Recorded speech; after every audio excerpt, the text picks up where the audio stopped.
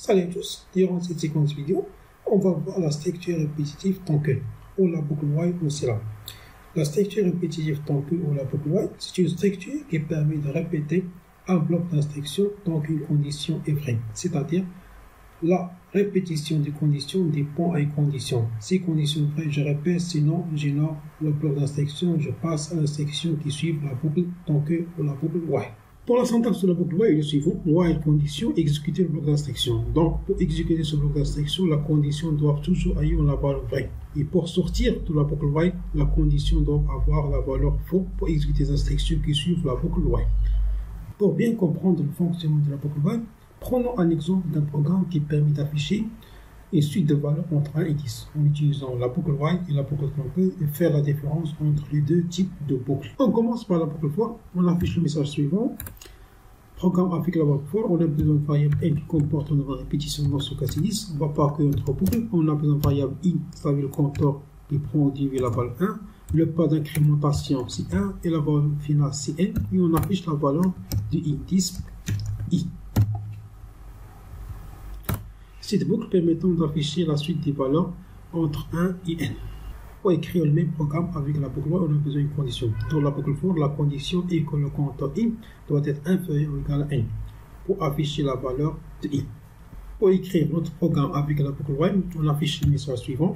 Avec la fonction 10, programme avec la boucle while, on a besoin d'un compteur i ayant initié avec la valeur 1. On appelle notre structure while avec la condition while i inférieur ou égal à n. On affiche notre message 10i.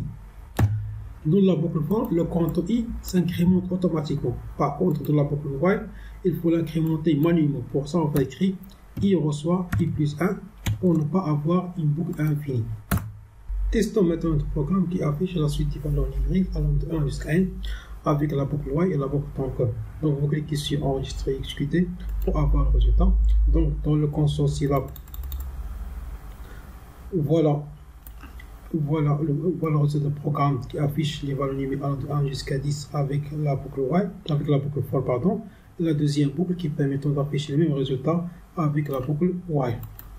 Prenons maintenant un exemple d'un programme qui permet d'afficher la table de multiplication de la valeur 7 en utilisant la boucle while. Pour résoudre cet exercice, on a besoin de déclarer une variable n ayant la valeur 7. Aussi, on a besoin d'un compteur ayant la valeur 1. Et on utilise notre boucle while avec la condition while i inférieur ou égal à 10. On affiche la table de multiplication i fois n. Cette boucle permettant d'afficher la table de multiplication de 7. Testons maintenant notre programme. Donc, vous devez cliquer sur enregistrer et exécuter.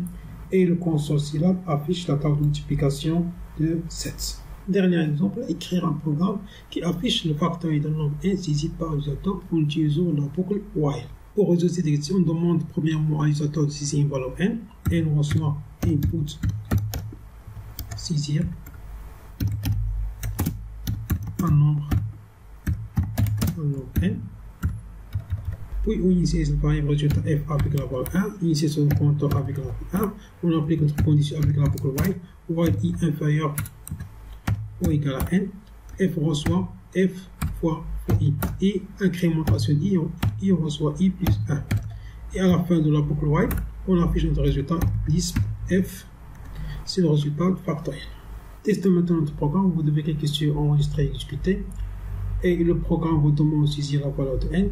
Par exemple, vous ici la valeur 5 et le programme affiche 120. 120 c'est le factoriel de 5. Une petite remarque avant de terminer. Pour savoir la différence entre la boucle for et la boucle while, la boucle for est une boucle utilisée lorsqu'on connaît en avance le nombre de répétitions.